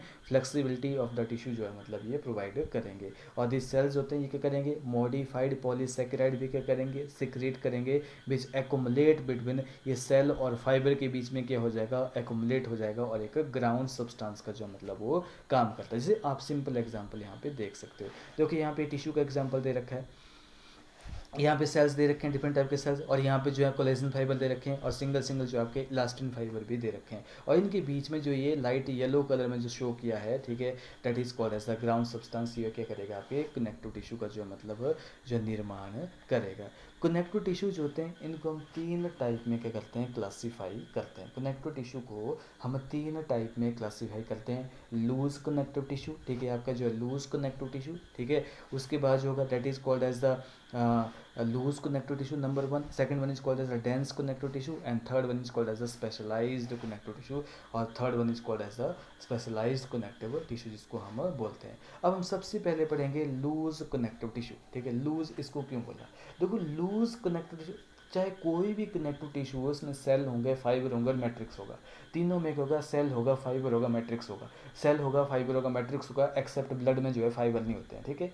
तो आपके क्या होते हैं, देखो लूज कनेक्टिव टिश्यू को लूज क्यों बोला, क्योंकि इसमें सेल्स और फाइबर जो होते हैं वो ग्राउंड सब्सटेंस में लूजली अरेंज होते हैं। वो कैसे होते हैं, लूजली अरेंज होते हैं। तो this is called as a loose connective tissue. और ये लूज कनेक्टिव टिश्यू भी होता है, कितने टाइप का होते हैं, 2 टाइप का होता है। Number 1 is called as the areolar tissue, and second one is called as the adipose tissue, ठीक है। Second one is called as the adipose tissue. देखो एरियल टिश्यू में देखो, अब मैंने आपने सेलेक्ट करना है, यहाँ पे डिफरेंट सेल्स हैं, फाइबर हैं, ठीक है। और उसके बाद ये ग्राउंड सब्सटेंस में लूजली अरेंज है। तो यहाँ पे जो होते हैं मैक्रोफेजेस टाइप के सेल प्रेजेंट हैं, ठीक है। आप देख सकते हैं ये जो रेड कलर में जो अपीयर करवाए हैं यहाँ पे, ये मैक्रोफेजेस हैं, ठीक है। उसके बाद जो है मतलब यहाँ पे फाइब्रोब्लास्ट सेल भी हैं, ये ग्रीन कलर में जो दे रखा है ये फाइब्रोब्लास्ट है, जो कि फाइबर को एक्सक्रीट करेंगे। कौन सा fibre, collagen fibre, elastin fibre, ठीक है। उसके बाद मास्ट सेल भी प्रेजेंट है, ठीक है। और उसके बाद जो है मतलब यहाँ पे डिफरेंट टाइप के जो है मतलब जो है आपके WBC भी प्रेजेंट होते हैं। तो यहाँ पे लूज कनेक्टिव टिश्यू में जो सबसे फर्स्ट टाइप है that is called as the areolar tissue. ये कहाँ प्रेजेंट होते हैं, ये आपकी स्किन के नीचे प्रेजेंट होते हैं। इसमें क्या होगा, फाइब्रोब्लास्ट होंगे, ऐसे सेल क्या करेंगे, वो आपके फाइबर को स्प्लिट करेंगे। मैक्रोफेजेस होंगे जो कि फेगोसिटिक इन नेचर होते हैं, और मास्ट सेल होते हैं, और क्या करते हैं, ये हिस्टेमाइन स्प्लिट करते हैं। आपके जो मास्ट सेल है वो क्या स्प्लिट करते हैं, वो हिस्टेमाइन स्प्लिट करते हैं। क्या स्प्लिट करते हैं, हिस्टेमाइन, आपने याद रखना, मास्ट सेल क्या करते हैं, स्प्लिट, हिस्टेमाइन जो होते हैं वो स्प्लिट करते हैं, ये भी आपने याद रखना है, ठीक है। और ये जो आपका एरियोलर टिश्यू है ये क्या करता है, हमारे एपिथेलियम को सपोर्ट प्रोवाइड करता है। उसके बाद नेक्स्ट जो टिश्यू आता है loose connective tissue, next type आता है that is called as the adipose tissue. अब एडिपोज टिश्यू कहाँ प्रेजेंट होते हैं, ये भी हमारे स्किन के नीचे प्रेजेंट होते हैं। लेकिन जब हम एक्सेस ऑफ न्यूट्रिएंट्स होते हैं वो कंज्यूम कर देते हैं, तो हमारा एक्सेस ऑफ न्यूट्रिएंट्स होते हैं वो किस में चेंज किए जाते हैं, फैट में चेंज किए जाते हैं। और वो फैट क्या किया जाएगा, इन सेल्स में स्टोर किया जाता है। Hence this is called as the adipose tissue, और सेल्स को हम क्या बोलते हैं, एडिपोसाइट्स हम बोलते हैं, ठीक है। तो आपके first type of connective tissue that is called as a loose connective tissue. और लूज कनेक्टिव टिश्यू में भी कितने टाइप का होता है, 2 टाइप का होता है। तो लूज कनेक्टिव टिश्यू में आप देख सकते हैं, ठीक है, लूज कनेक्टिव टिश्यू में आप देख सकते हैं कि हैज सेल होंगे, फाइबर होंगे, they are loosely arrange in the semi fluid ground substance में। फॉर एग्जांपल एरियलर टिश्यू जो होता है ये कहाँ होते हैं, हमारी स्किन के नीचे प्रेजेंट होता है। और ये जो हमारे एपिथेलियम को सपोर्ट फ्राउंडर भी प्रोवाइड करता है, ठीक है। और इट कंटेन फाइब्रोब्लास्ट होते हैं जो क्या करेंगे, हमारे फाइबर्स होते हैं स्प्लिट करते हैं। और मैक्रोफेजेस होते हैं, और मास्ट सेल इसमें क्या होते हैं, प्रेजेंट होते हैं। उसका second type of loose connective tissue that is called as the adipose tissue, another type है। ये कहाँ होता है, ये भी आपकी स्किन के नीचे प्रेजेंट होता है। और सेल ऑफ दिस टिश्यू उनको हम बोलते हैं एडिपोसाइट। ये क्या करेंगे, ये फैट को स्टोर करते हैं, फैट को स्टोर करते हैं। जो भी हम कई बार एक्सेस में न्यूट्रिएंट कंज्यूम करते हैं which are not used immediately are converted into fats and are store in this tissue. आपके जो है फैट जो होता है आपके इन टिश्यू में जो होता है वो स्टोर होता है, ठीक है। उसके बाद आता है आपका second type is called as the dense connective tissue. अब इसको डेंस क्यों बोला, क्योंकि डेंस कनेक्टिव टिश्यू में फाइबर और फाइब्रोब्लास्ट जो होते हैं ये आपके ग्राउंड सब्सटेंस में डेंसली या टाइटली जो होता है पैक्ड होता है। डेंसली और टाइटली जो होता है वो पैक्ड होता है। ये भी 2 टाइप के होते हैं, ये भी 2 टाइप के होते हैं, ठीक है। एक dense regular connective tissue and second one is called dense irregular connective tissue. बहुत ईजी है।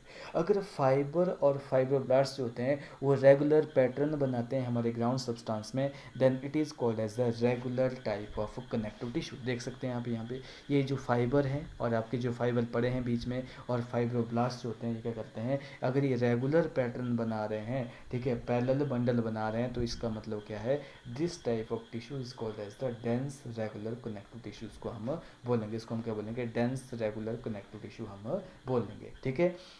उसके बाद इरेगुलर में क्या होता है, इरेगुलर में जो होते हैं इसमें फाइबर और आपका जो मतलब फाइब्रोब्लास्ट होते हैं, ठीक है, फाइबर मोस्टली कॉलेजन ही होते हैं, तभी तो बंडल में बना रखे हैं, देखो आपके मोस्टली जो होते हैं ये कॉलेजन फाइबर ही होते हैं, लेकिन ये इरेगुलरली अरेंज होते हैं, इरेगुलरली अरेंज होते हैं, एक पैरेलल पैटर्न नहीं बनाते हैं, इरेगुलर पैटर्न बनाते हैं। इसको हम क्या बोलते हैं, आपके जो है डेंस इरेगुलर कनेक्टिव टिश्यू बोलते हैं, जो कि आपके स्किन में जो है प्रेजेंट होता है। देखो यहाँ पे, अब देखो यहाँ पे फाइबर एंड फाइब्रोब्लास्ट होते हैं, they are compactly packed in the dense connective tissue, और ओरिएंटेशन ऑफ फाइबर जो होती है, इसी के बेसिस के ऊपर हमने इनको भी क्या किया है, दो भागों में डिवाइड किया है, dense regular connective tissue and dense irregular connective tissue. In dense regular connective tissue में क्या होता है, कोलेजन फाइबर जो होते हैं ये क्या होते हैं, एक रो में प्रेजेंट होते हैं, और many parallel bundles of fibre जो होते हैं एक रेगुलर पैटर्न बनाते हैं, जैसे टेंडन होता है, इसका एग्जाम्पल क्या आ गया, टेंडन।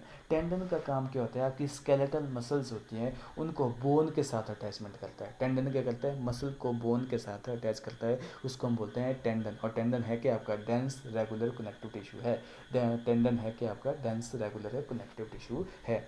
उसके बाद जो है आपका जो है मतलब लिगामेंट भी होता है। लिगामेंट क्या करता है, जैसे मान लो कि आपकी ये बोन है, ठीक है, ये दो बोन है, ये बोन टू बोन जो कनेक्शन होगा, बोन टू बोन जो कनेक्शन होता है वो क्या करता है, वो लिगामेंट प्रोवाइड करता है। ये जो लिगामेंट है ये बोन को बोन के साथ जोड़ता है, और ये लिगामेंट भी क्या होता है, आपका डेंस रेगुलर कनेक्टिव टिश्यू है। और डेंस रेगुलर कनेक्टिव टिश्यू में क्या होता है, आपके फाइबर और फाइब्रोब्लास्ट जो होते हैं ये क्या होते हैं, मतलब रेगुलर वे में एक जो मतलब पैटर्न में जो है मतलब प्रेजेंट होते हैं।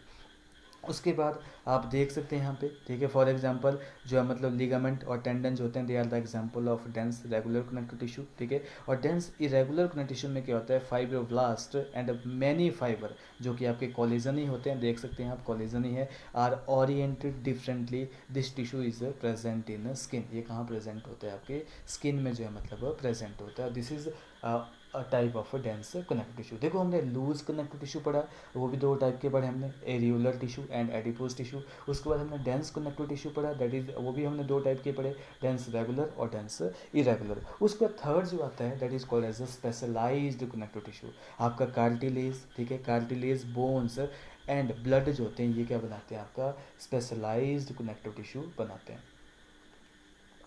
देखो अब यहाँ पे कार्टिलेज क्या होती है, देखो कार्टिलेज होती है ये एक सॉफ्ट स्केलेटल टिश्यू है, हमारी बॉडी में कार्टिलेज प्रेजेंट होती है। एम्ब्रियो जो होता है वो कार्टिलेज से भरा पड़ा होता है, लेकिन जैसे एम्ब्रियो होगा, जैसे बच्चा डेवलप होता है, ठीक है, धीरे धीरे एडल्ट में चेंज होते हैं, तो डिफरेंट कार्टिलेज होती हैं वो हमारी बोन्स में चेंज होती रहती हैं। तो हमारे कार्टिलेज भी क्या है, एक स्केलेटल टिश्यू है, और इस कार्टिलेज में जो सेल्स होते हैं उनको हम बोलते हैं कॉन्ड्रियोसाइट, ठीक है। आपके जो सेल्स होते हैं उनको हम क्या बोलते हैं, कॉन्ड्रियोसाइट बोलते हैं। और ये कॉन्ड्रियोसाइट्स होते हैं ये कैविटी में जो होते हैं ये लोकेटेड होते हैं, ठीक है। आपके जो कॉन्ड्रियोसाइट्स होते हैं they are enclosed in a small cavity within the matrix secreted by the them, ठीक है। ऑब्वियसली ये जो मैट्रिक्स के अंदर के हैं आपके कॉन्ड्रियोसाइट जो है प्रेजेंट होते हैं, ठीक है। और इनका जो आपका इंटरसेलुलर मटेरियल, ये जो बीच में जो इंटरसेलुलर मटेरियल बना है ये कैसा होता है, सॉलिड होता है लेकिन प्लाएबल होता है। प्लाएबल का बोलने का मतलब क्या है कि आपका जो है लचीला होता है ये, ठीक है, फ्लेक्सिबल होता है, और ये कंप्रेशन को जो है रेजिस्ट करता है। अभी आपने कार्टिलेज देखी होगी, अपने पिन्ना को कभी टच करना, ठीक है, ईयर का जो पिन्ना होता है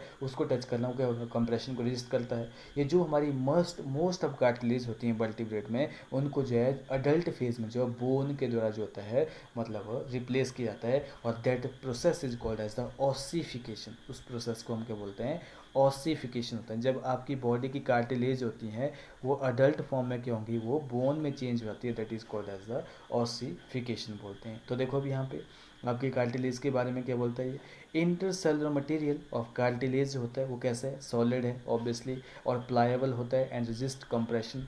और सेल ऑफ डिश टिश्यू, इनके सेल्स को हम क्या बोलते हैं, कॉन्ड्रियोसाइट बोलते हैं, ठीक है। और यहाँ पे are enclosed in small cavity, जो उसके मैट्रिक्स के द्वारा ही क्या होती हैं, वो सिक्रेट होती हैं। और मोस्ट ऑफ कार्टिलेज होती हैं इन वर्टिब्रेट एम्ब्रियो में, they are replaced by bone in adult. हमारी जो बोन होती है इनको जो रिप्लेस कर देती हैं, ठीक है। और कार्टिलेज कार्टिलेज होती हैं कहाँ प्रेजेंट होती है, टिप ऑफ नोज़ में प्रेजेंट होती है, आपके नोज़ के टिप में, या आपके पिन्ना में प्रेजेंट होती है। आपकी जो डिफरेंट वर्टिब्रल कॉलम के बीच में जो वर्टिब्रेज हैं ये आपस में जो होती हैं ये इंटरवर्टिब्रल कार्टिलेज के द्वारा क्या होती हैं वो ज्वाइन होती हैं, ठीक है। वर्टिब्रल कॉलम जो होती है, वर्टिब्रल कॉलम में जो होती है आपकी 26 जो होती है बोन प्रेजेंट होती है, आपस में बोन भी क्या होती हैं कार्टिलेज के द्वारा ज्वाइन होती है between adjacent bone of vertebral column. Limbs and hand में भी क्या होती है अडल्ट में जो है कार्टिलेज होती है प्रेजेंट होती है, ठीक है। अगर देखा जाए तो आपकी कार्टिलेज होती है बेटा वो 3 टाइप की होती है। आपकी कार्टिलेज होती है वो क्या होती है 3 टाइप की होती है। Number 1 is called as the hyaline cartilage, ठीक है। Number 1 is called as hyaline cartilage. Second one is called as the white fibrous cartilage, ठीक है। Second one is called as white fibrous cartilage and third one is called as, third one कौन सी होती है आपकी yellow elastic cartilage, ठीक है। Yellow elastic cartilage आपने ये याद रखना है, ठीक है। तो आपकी कार्टिलेज कितने टाइप की होती है 3 टाइप की होती है। हाईलाइन कार्टिलेज, ठीक है, वाइट फाइब्रस कार्टिलेज और येलो, ठीक है, येलो इलास्टिक कार्टिलेज। तो हाईलाइन कार्टिलेज होती है सबसे ज़्यादा यही प्रेजेंट होती है, ठीक है। ये हमारी जो लंबी लंबी बोन्स होती है उनके ज्वाइंटेड अपेंडिक्स बनाती है, ठीक है। जैसे हमें जो ट्रैकिया होती है उसमें जो रिंग्स प्रेजेंट होते हैं, ठीक है, हम पढ़ेंगे जब रेस्पिरेटरी सिस्टम पढ़ेंगे, या ब्रोंकिया में जो रिंग्स प्रेजेंट होते हैं उनमें हाईलाइन कार्टिलेज होती है, ठीक है। जिससे ऐसा अपरेटस जिससे हमें टंग अटैच होती है हाईयर्ड अपरेटस, उसमें भी क्या होती है आपकी हाईलाइन कार्टिलेज होती है। आपके नोज़ के अंदर, ठीक है, आपके जो नेजल सेप्टम है अंदर, ठीक है, इंटरनल नोज में नेजल सेप्टम होता है उसमें भी क्या होती है हाईलाइन कार्टिलेज होती है, या लैरिंग्स में भी क्या होती है आपकी हाईलाइन कार्टिलेज प्रेजेंट होती है। लेकिन सबसे स्ट्रॉन्गेस्ट कार्टिलेज जो है that is called as the आपकी जो मतलब that is called as the white fibrous cartilage. तो वाइट फाइब्रस कार्टिलेज होती है, it is the strongest cartilage जो कहाँ प्रेजेंट होती है प्यूबिक सिम्फाइसिस में प्रेजेंट होती है, प्यूबिक सिम्फाइसिस में प्रेजेंट होती है, जो कि पार्चुरेशन में डिलीवरी ऑफ बेबी में बहुत ही इंपॉर्टेंट रोल प्ले करती है इन केस ऑफ फीमेल, ठीक है। येलो इलास्टिक कार्टिलेज कहाँ प्रेजेंट होती है जैसे पिन्ना में आपकी येलो इलास्टिक कार्टिलेज होती है, ठीक है। यूस्टेचिन ट्यूब में एपिग्लोटिस होता है उसमें ये टिप ऑफ नोज में क्या होती है येलो इलास्टिक कार्टिलेज होती है वो प्रेजेंट होती है। उसके बाद सेकंड जो आपका स्पेशलाइज कनेक्टिव टिश्यू है that is called as the bone, और बोन सेल को हम क्या बोलते हैं बेटा ऑस्टियोसाइट बोलते हैं। जैसे हमने कार्टिलेज के सेल्स को क्या बोला कॉन्ड्रोसाइट बोला, वैसे ही बोन्स के सेल्स को हम क्या बोलते हैं ऑस्टियोसाइट हम बोलते हैं, ठीक है। आपके जो बोन सेल्स है ये बोन सेल्स को अगर देखा जाए तो ये भी क्या होते हैं लेक्यूने में प्रेजेंट होते हैं। जैसे मान लो कि अगर मैं बोन सेल को बनाऊँ तो ये भी क्या होती है ये लेक्यूने में जो है प्रेजेंट होते हैं आपके बोन सेल, ठीक है। यहाँ पे जो आप दिखाए गए हैं ये जो होते हैं लेक्यूने में जो है मतलब प्रेजेंट होते हैं, ठीक है। और बोन के पास जो मैट्रिक्स है वो कैसा होगा हार्ड होगा सॉलिड होगा लेकिन नॉन प्लाएबल होगा। नॉन प्लाएबल मतलब वो कंप्रेशन को रेजिस्ट नहीं कर सकता। और ये जो बोन का जो सब्सटेंस होता है वो कैल्शियम साल्ट में जो ग्राउंड सब्सटेंस होता है वो कैल्शियम साल्ट और कोलेजन फाइबर में जो होता है बहुत ही रिच होता है। कोलेजन फाइबर जहाँ भी प्रेजेंट होते हैं वो स्ट्रेंथ प्रोवाइड करते हैं, इलास्टिक फाइबर जहाँ भी प्रेजेंट होते हैं वो आपकी इलास्टिसिटी जो होते हैं प्रोवाइड करते हैं। बोन जो होता है हमारी बॉडी का स्ट्रक्चरल फ्रेम बनाता है, ठीक है, हमारी बॉडी को सपोर्ट करता है प्रोटेक्ट करता है सॉफ्टवेयर टिश्यू एंड ऑर्गन्स को। जैसे हमारी लंबी लंबी जो बोन्स होती हैं बॉडी में सबसे लंबी बोन कौन सी है लार्जेस्ट बोन कौन सी है फीमर है जो थाई बोन भी हम बोलते हैं, और स्मॉलेस्ट बोन कौन सी है स्टेप्स है, ठीक है, जिसको जो हमारे ईयर में प्रेजेंट होती है। और ये क्या करते हैं हमारी बोन जो होती हैं हमारे अडल्ट जो हमारी मसल्स के साथ क्या करती हैं मतलब स्केलेटल मसल्स के साथ अटैच होती हैं और मूवमेंट शो करती हैं, ठीक है। और इवन आपकी जो बोन जो लॉन्ग बोन्स होती हैं उनमें क्या होता है बोन मैरो होता है, बोन मैरो में क्या बनता है रेड ब्लड सेल बनते हैं। लेकिन वो हमारी जो बोन का जो सबसे बड़ा कॉन्ट्रास्टिंग फीचर है जो केबल और केबल जो है आपके मैमल्स की बोन में मिलता है कि यहाँ पे हेवर्शियन कैनाल प्रेजेंट होती है, ठीक है। हेवर्शियन कैनाल्स होती है हमारी बोन में मैरो में क्या होती है प्रेजेंट होती है, हेवर्शियन कैनाल्स होती है हमारी बोन में प्रेजेंट होती है, ठीक है। तो हेवर्शियन सिस्टम जिसको हम ऑस्टियन भी बोलते हैं, ठीक है, हेवर्शियन सिस्टम को या ऑस्टियन जो होता है is the contrasting feature of mammalian bone. तो ये ऑस्टियन जो होता है it is the contrasting feature of mammalian bone, ठीक है। और लेकिन हैवर्सन सिस्टम जो होता है ये हमारी स्पॉन्जी बोन में नहीं होता है, ये भी आपने याद रखना है। तो यहाँ पे क्या है कि bone have hard and non pliable ground substance होता है जो कि कैल्शियम सॉल्ट और कोलेजन फाइबर में क्या होता है रिच होता है, which give bone its strength. और इट्स मेन फंक्शन क्या है, it is the main tissue that provide structural frame of the body. और बोन जो होती है वो सपोर्ट करती है, प्रोटेक्ट करती है हमारे सॉफ्टवेयर टिश्यू को, ऑर्गन्स को। और बोन सेल्स होते हैं उनको हम ओस्टियोसाइट बोलते हैं। They are present in the spaces that is called as a lacunae. और limb bone such as long bone जो होती है हमारे लेग्स की, वो वेट वियरिंग फंक्शन काम करती है। और ये क्या करेंगी, ये इंटरेक्ट करती हैं स्केलेटल मसल्स के साथ, क्योंकि आपकी मसल्स होती हैं वो बोन के साथ अटैच होती हैं थ्रू थ्रू टेंडन। मैंने आपको बताया, ठीक है, जो कि आपका डेंस रेगुलर कनेक्टिव टिश्यू है, वो क्या करेंगे, आपका जो मूवमेंट में इंपॉर्टेंट रोल प्ले करती हैं। और बोन मेरा जो होता है कुछ लंबी लंबी बोन्स का, वो क्या करेगा, आपका आरबीसी जो है फॉर्म करता है। आपने ये भी याद रखना कि हेवर्सिन सिस्टम या ऑस्टियन जो होता है is the contrasting feature of आपका जो है बोन का होता है, ठीक है। उसके बाद लास्ट जो आपका स्पेशलाइज कनेक्टिव टिश्यू आता है, जिसमें आपका कोई फाइबर प्रेजेंट नहीं होते हैं, उनको हम बोलते हैं ब्लड। तो ब्लड जो होता है इसमें दो टाइप का आता है। ब्लड में जो होता है दो कंपोनेंट का बना होता है, ब्लड प्लाज्मा, ठीक है, ब्लड प्लाज्मा का बना होगा, ठीक है, ठीक है। उसके बाद जो है मतलब और सेकंड वन जो होंगे आपके पास के होंगे यहाँ पे फॉर्म एलिमेंट होते हैं, ठीक है, फॉर्म एलिमेंट होते हैं। और यहाँ पे ब्लड प्लाज्मा में क्या होते हैं, जो आपका प्लाज्मा प्रेजेंट होगा, और फॉर्म एलिमेंट में आरबीसी होंगे, डब्ल्यूबीसी होंगे, और प्लेटलेट्स होते हैं वो प्रेजेंट होते हैं। डब्ल्यूबीसी एंड प्लेटलेट्स होते हैं वो प्रेजेंट होते हैं। तो blood is fluid connective tissue है, ठीक है, फ्लूइड कनेक्टिव टिश्यू है, जिसके अंदर क्या होता है, प्लाज्मा होता है, ठीक है। आपका जो रेड ब्लड सेल्स होंगे, ठीक है, वाइट ब्लड सेल्स होंगे, उसके बाद प्लेटलेट्स होती हैं। और ये मेन सर्कुलेटिंग फ्लूइड है जो कि आपके वेरियस सब्सटेंस होते हैं हमारी बॉडी में, गैसेस का, फूड का, न्यूट्रिएंट का, विटामिन का जो है ट्रांसपोर्ट करता है। इसके बारे में हम डिटेल में स्टडी करेंगे जब हम सर्कुलेटरी सिस्टम को डिटेल में स्टडी करेंगे। तो this is all about your connective tissue. Connective tissue को हमने क्या पढ़ा, हमने तीन टाइप के कनेक्टिव टिश्यू पढ़े। Number one is called as the loose connective tissue, जिसको भी हमने फर्दर दो टाइप में डिवाइड किया, एरियोलर टिश्यू और adipose tissue. Second one connective tissue is called as the dense connective tissue, जिसको भी हमने दो टाइप में क्लासीफाई किया, that is dense regular connective tissue and dense irregular connective tissue. And third one हमने क्या पढ़ा, specialised connective tissue, that is cartilage, bones and blood के बारे में हमने डिटेल में स्टडी कर लिया, ठीक है। उसके बाद नेक्स्ट जो आता है आपका, दैट इज मस्कुलर टिश्यू या मसल टिश्यू जिसको हम बोलते हैं, मसल टिश्यू या मस्कुलर टिश्यू हम जिसको हम बोलते हैं। अब देखो मसल टिश्यू भी क्या होता है, ये मेसोडर्म से जो होता है अराइज होता है। मसल टिश्यू भी क्या होगा, ये मेसोडर्म से ही अराइज होता है। और ये आपका जो मसल टिश्यू है इसमें सेल्स होते हैं वो लंबे लंबे होते हैं, लॉन्ग होते हैं, ठीक है। और उन सेल्स को हम क्या बोलते हैं, उन फाइबर को हम क्या बोलते हैं, मसल फाइबर बोलते हैं, ठीक है। जो लंबे लंबे सेल्स होंगे उनको हम क्या बोलेंगे, मसल फाइबर बोलेंगे। देखो सेल्स नॉर्मली क्या होता है, सेल्स जो नॉर्मली होते हैं वो कैसे होते हैं, राउंड होते हैं। सेल्स कैसे होते हैं, राउंड होते हैं। कैसे शेप होते हैं वो डिपेंड करता है कि फंक्शन कौन सा परफॉर्म कर रहे हैं। लेकिन जो मसल्स के सेल्स होते हैं वो कैसे होते हैं, आपकी मसल्स होंगे, जैसे मान लो ये मसल्स है, इसमें बहुत सारे जो होते हैं मसल फाइबर्स होते हैं प्रेजेंट होते हैं। और मसल फाइबर जो होता है एक सेल होता है, ठीक है। इस मसल फाइबर में क्या होगा, ऑब्वियसली इसकी सेल मेम्ब्रेन भी होगी, जिसको हम क्या बोलेंगे, सार्कोलीमा बोलेंगे।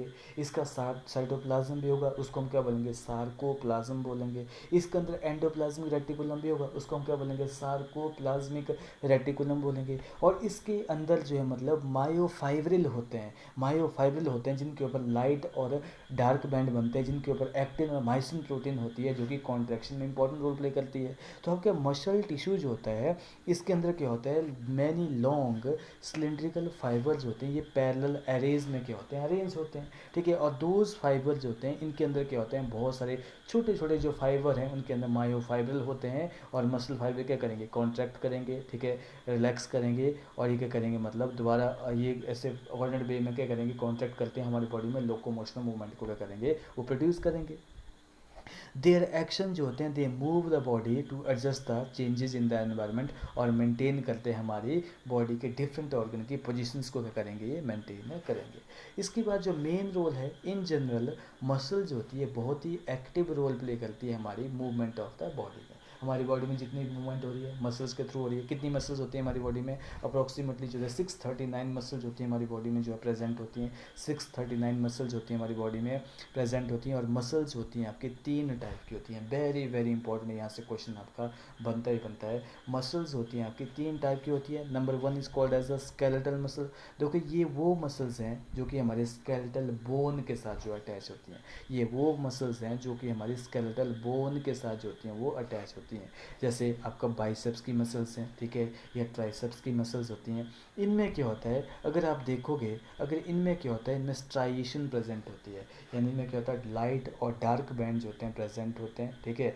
और ये जो होते हैं, इनमें जो होता है एक शीथ जो है इन सब मसल्स को जो होती है मतलब क्या करती है, कवर करती है, ठीक है। That is called as the epimysium बोलते हैं। ये आपके जितने भी मसल फाइबर को जो होते हैं मसल बंडल बनाते हैं, और मसल बंडल जो होते हैं एक मतलब आपका मसल्स बनाते हैं, और वो क्या बनाएंगे, एक शीट के अंदर जो है कवर होते हैं, that is called as the, उसको बोलते हैं एपीमाइसियम, उसको हम बोलते हैं। इसको हम डिटेल में स्टडी करेंगे जब हम मस्कुलर सिस्टम के चैप्टर को पढ़ेंगे, लेकिन यहाँ पे स्केलेटल मसल्स की प्रॉपर्टी के बारे में हमने स्टडी करना है। देखो स्केलेटल मसल जो होती हैं, ये आप देख सकते हैं डायग्राम में, ये कैसी होती हैं, सिलिंड्रिकल हैं, देख सकते हैं आप यहाँ पे, अनब्रांच्ड है, और इनके ऊपर क्या स्ट्राइएशन लाइट और डार्क बैंड आप देख सकते हैं, इनके ऊपर लाइट और डार्क बैंड जो होते हैं वो क्या होते हैं, प्रेजेंट होते हैं। और ये जो मसल्स होती हैं कैसी होती हैं, वॉलंटरी होती हैं, ठीक है। ये जो मसल्स होती हैं ये कैसी होती हैं, वॉलंटरी होती हैं, यानी कि ये हमारे अकॉर्डिंग क्या करती है, कॉन्ट्रैक्ट करती हैं। जैसे आपने देखा होगा, ठीक है, जो आपके लिम्स की जो मसल्स होती हैं, या आपकी टंग की जो मसल्स होती हैं, या आपके एंटीरियर पार्ट ऑफ इसोफेगस की जो मसल्स होती हैं वो कैसे होती हैं, जब आप चाहो तभी क्या कर सकते हैं, आप इनको कॉन्ट्रैक्ट करवा सकते हो, यानी कि आपकी विल पावर के कंट्रोल में होती है। Hence the muscle is called as a voluntary muscle, and they are also called as a skeletal muscle, क्योंकि हमारी स्केलेटल बोन के साथ क्या होती हैं, अटैच्ड होती हैं। तो ये मसल फाइबर कैसे हैं, इनमें स्ट्राइएशंस हैं, ठीक है, मल्टी न्यूक्लियोटिक कंडीशंस होती हैं इनके अंदर, ठीक है, और ये स्केलेटल बोन के साथ अटैच होती है, जैसे आपकी बॉडी वॉल में पाई जाती है, ठीक है। एनिमल्स में टंग में पाई जाती है, जैसे मैं बोल रहा हूँ तो ऑब्वियसली अपने अकॉर्डिंग ही बोल रहा हूँ, अपने विल पावर के अकॉर्डिंग ही बोल रहा हूँ, और बिगिनिंग ऑफ इसोफेगस में, ठीक है, बिगिनिंग ऑफ इसोफेगस में पाई जाती है, और हमारे लिम्स में भी ये पाई जाती है। और ये मसल्स कैसी होती हैं, वॉलंटरी इन नेचर होती है, ठीक है। क्यों, क्योंकि इनकी फंक्शनिंग जो होती है that can be control directly, ठीक है, और ये क्या होती है, जल्दी ही फटीग भी हो जाती है। उसके बाद नेक्स्ट आप देख सकते हैं यहाँ पे क्या है, स्मूथ मसल्स होती हैं। देखो स्मूथ मसल्स होती हैं कैसी होती हैं, ये स्पिंडल शेप होती हैं, ठीक है। ये जो इनके टेपरिंग एंड आपने देखोगे, इनके जो टेपरिंग एंड जो होते हैं इनके पास प्रेजेंट होते हैं, ठीक है। लेकिन स्मूथ मसल्स जो होती हैं ये जो होती हैं नॉन स्ट्रिक्ट होती हैं, इनके ऊपर कोई स्ट्राइशन नहीं दिख रही है आपको, इनके ऊपर जो नॉन स्ट्राइशन है, ठीक है, इसलिए नॉन स्ट्राइटेड या अनस्ट्रिक्टेड मसल्स भी इनको हम बोलते हैं, ठीक है।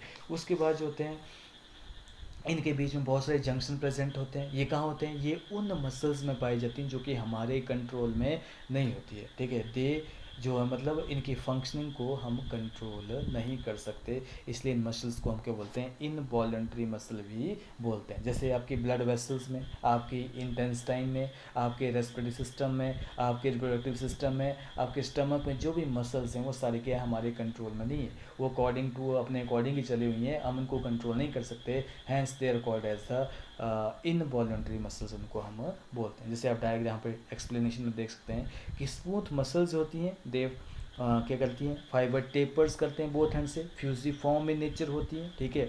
और उसके बाद क्या होती है, and do not show striations, इनके पास स्ट्राइएशंस तो नहीं है, इसलिए इनको अनस्ट्राइड मसल्स भी बोलते हैं। इनके अंदर क्या होते हैं, सेल जंक्शन जो होते हैं इन मसल्स को करते हैं, होल्ड करते हैं, सेल जंक्शन जो होते हैं मसल्स को होल्ड टुगेदर करते हैं, और they are bundle together in a connective tissue sheath.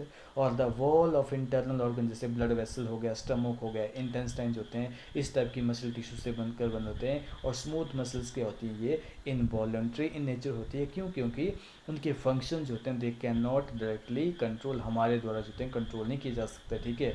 और we usually are not able to make it contract merely by thinking about it, and as we can do with skeletal muscle. Skeletal muscle जैसे मेरे हाथ की muscles है, मैं जब चाहूँ उनको कॉन्ट्रैक्ट करवा सकता हूँ, अपनी मुट्ठी बंद कर सकता हूँ, खोल सकता हूँ, ठीक है। लेकिन इन मसल्स को हम अपने अकॉर्डिंग जो है मतलब मूव नहीं करवा सकते, इसलिए इनको हम क्या बोलते हैं, इनवॉलंटरी या स्मूथ मसल्स भी हम बोलते हैं। उसके बाद लास्ट मसल्स आती हैं आपकी कार्डियक मसल। देखो ये जो मसल्स होती हैं क्या होती हैं, इनमें स्ट्राइएशंस होती हैं, नंबर 1। नंबर 2 में क्या होता है, ये केवल और केवल हमारे हार्ट, आर्टरीज या वीना कावा में ही पाई जाती हैं। और ये जो मसल्स होती हैं ये हमारे कंट्रोल में नहीं होती है। इनके पास जो प्रॉपर्टी होती है दोनों मसल्स की होती है, आपके स्केलेटल मसल्स की भी और स्मूथ मसल्स की प्रॉपर्टी होती है, आपने याद रखना। इनमें ब्रांच्ड होती है, ये ब्रांच्ड होती हैं, और साथ में इनमें इंटरकैलेटेड जंक्शंस प्रेजेंट होते हैं फॉर कम्युनिकेशंस के लिए, ठीक है। अब यहाँ पे आप देख सकते हैं कार्डियक मसल्स टिश्यूज होता है, ये क्या होता है, एक कॉन्ट्रैक्टाइल टिश्यू है जो कि हमारे केवल हार्ट में या फिर सुपीरियर वीना केवा और इन्फीरियर वीना केवा में प्रेजेंट होती हैं। सेल जंक्शन जो होते हैं ये प्लाज्मा मेम्ब्रेन में प्रेजेंट होते हैं इन मसल्स में, और इनको स्टिक टुगेदर करती हैं। देखिए इनको जो है मतलब, और कम्युनिकेशन जंक्शन या इंटरकैलेटेड जंक्शन जो होते हैं इनके बीच में जो है प्रेजेंट होते हैं। कम्युनिकेशन जंक्शन इनके बीच में प्रेजेंट होते हैं एट सम फ्यूजन पॉइंट अलो द सेल, ताकि सारे के सारे सेल्स होंगे, सारा का सारा हार्ट जो है केवल एक यूनिट की जो है मतलब कि भांति वो कॉन्ट्रैक्ट करें। जब एक सेल क्या करेगी, सिग्नल क्या करेगी, रिसीव करेगी, वो कॉन्ट्रैक्ट करेगी, और उसके नेबर सेल भी क्या करेंगे, ये भी स्टिमुलेट करेंगे और वो भी क्या करेंगे, कॉन्ट्रैक्ट करेंगे। आप देख सकते हैं यहाँ पे जो स्ट्राइएशंस देख सकते हैं यहाँ पे, ठीक है।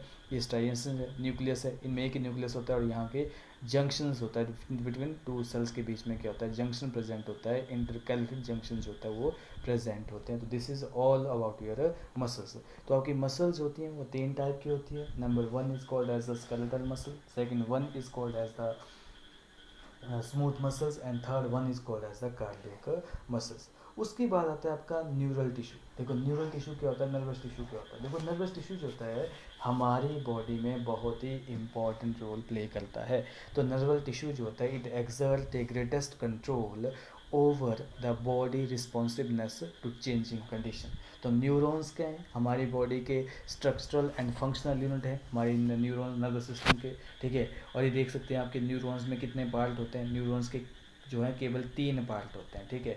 आपका जो यहाँ पे डेंड्राइट्स प्रेजेंट होते हैं, ठीक है। न्यूरॉन्स में कितने पार्ट होते हैं, आपके 3 पार्ट प्रेजेंट होते हैं। आप देख सकते हैं यहाँ पे ये जो डेंड्राइट्स प्रेजेंट होते हैं, ये जो है डेंड्राइट्स हैं न्यूरॉन्स के, ठीक है, ये डेंड्राइट्स हैं, ठीक है। और ये जो है ये आपके डेंड्राइट्स के करते हैं ये सिग्नल को, ये आपके डेंड्राइट प्रेजेंट है, और ये जो आपकी सेल बॉडी है, ठीक है। Second one is cell body and third one is called as the axon, ठीक है। आपके न्यूरॉन्स के 3 पार्ट होते हैं, dendrites, cell body and axon. इसको हम डिटेल में पढ़ेंगे जब हम क्या पढ़ेंगे, नर्वस सिस्टम को पढ़ेंगे। तो न्यूरॉन्स क्या है, they are the structural and functional unit of nervous system, ये एक्साइटेबल सेल है, ठीक है। और इसके साथ साथ न्यूरोग्लियल सेल भी होते हैं, इसके साथ न्यूरोग्लियल सेल भी होते हैं जो कि आपके नर्वस टिश्यू को बनाते हैं। तो नर्वस टिश्यू में केवल और केवल न्यूरॉन नहीं होते हैं, उन न्यूरॉन को सपोर्ट करने के लिए न्यूरोग्लियल सेल भी होते हैं। जैसे आपके माइक्रोग्लियल सेल होते हैं, मैक्रोग्लियल सेल होते हैं, ओलिगोडेंड्रोसाइट होते हैं, डिफरेंट टाइप के सेल प्रेजेंट होते हैं, एपेंडमल सेल प्रेजेंट होते हैं। ये क्या करते हैं, ये आपके न्यूरोग्लियल सेल्स होते हैं, ये मोर देन 50% तो यही प्रेजेंट होते हैं। और जब भी किसी पर्सन को ब्रेन ट्यूमर होता है ना बेटा, तो उसमें क्या होता है, आपके नर्वस टिश्यू के जो सेल्स होते हैं वो अनकंट्रोल्ड डिवाइड करते हैं। तो केवल न्यूरॉन तो हमें पता है वो डिवाइड करता ही नहीं है, वो कुछ टाइम तक ही डिवाइड करता है। लेकिन आपके न्यूरोग्लियल सेल की वजह से क्या होता है, नर्व आपका जो ब्रेन ट्यूमर होता है, ब्रेन ट्यूमर जो होता है उसमें केवल न्यूरोग्लियल सेल्स क्या करते हैं, वो डिवाइड करते हैं, न्यूरॉन्स को डिवाइड नहीं करते हैं, ठीक है। ये जो होते हैं मतलब जब बच्चा यंग एम्ब्रियोनिक स्टेज में ये डिवाइड कर जाते हैं, या अप टू 6 ईयर तक ये डिवाइड करते हैं। लेकिन जब किसी पर्सन को ब्रेन ट्यूमर होता है तो उसमें जो होता है न्यूरोग्लियल सेल ही रिस्पॉन्सिबल होते हैं, क्योंकि इन्हीं में ही क्या होता है, आपका अनकंट्रोल डिवीज़न होता है, ठीक है। बोले कि जब आपका जो है, ठीक है, वह न्यूरॉन को हम क्या करेंगे, सुटेबली स्टिमुलेट करेंगे, इलेक्ट्रिकल साइनेप्स जो होता है वो क्या होगा, इलेक्ट्रिकल इंपल्स जनरेट होगा और पूरे के पूरे न्यूरॉन्स में क्या होगा, उसको ट्रांसफ़र किया जाएगा, ठीक है। तो वही चीज़ है कि न्यूरॉन जो होते हैं, इसलिए क्या बोलते हैं, ये हमारे जो होते हैं एक्साइटेबल सेल प्रेजेंट होते हैं हमारे नर्वस टिश्यू में। तो ये आपने याद रखना कि नर्वस टिश्यू में केवल न्यूरॉन ही नहीं होते हैं, ठीक है। Neuron is the structural and functional unit of nervous tissue. भले ही वो एक्साइट होते हैं, ठीक है, और सिग्नल रिसीव करते हैं, लेकिन साथ में उनको सपोर्ट करने के लिए अदर सेल भी प्रेजेंट होते हैं। इनका नाम क्या होता है, आपका न्यूरोग्लियल सेल जो है उनका नाम होता है, ठीक है। उसके बाद आता है आपका ऑर्गन एंड ऑर्गन सिस्टम। देखो हमने 4 टिश्यू के बारे में डिटेल में स्टडी कर दिया है। हमने जो है एपिथेलियम टिश्यू के बारे में स्टडी किया, हमने कनेक्टिव टिश्यू के बारे में स्टडी किया, हमने जो है मतलब मस्कुलर टिश्यू के बारे में स्टडी किया, और हमने न्यूरल टिश्यू के बारे में भी डिटेल में स्टडी कर दिया। अब देखो ऑर्गन एंड ऑर्गन सिस्टम क्या होता है।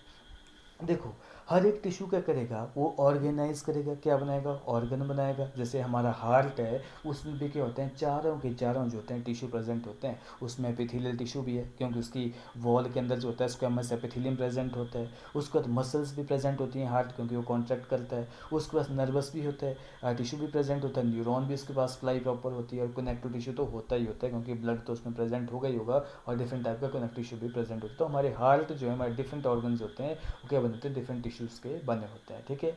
और द ऑर्गन जो होते हैं वो क्या बनाएंगे, वो ऑर्गन सिस्टम बनाएंगे, ठीक है। वेरियस ऑर्गन सिस्टम हमारी बॉडी में पाए जाते हैं, जैसे डाइजेस्टिव सिस्टम प्रेजेंट होता है, ठीक है। उसके बाद रेस्पिरेटरी सिस्टम प्रेजेंट होता है, सर्कुलेटरी सिस्टम प्रेजेंट होता है, एक्सक्रीटरी सिस्टम प्रेजेंट होता है, नर्वस सिस्टम प्रेजेंट होता है, एंडोक्राइन सिस्टम प्रेजेंट होता है। ऐसे डिफरेंट टाइप के जो सिस्टम प्रेजेंट होते हैं।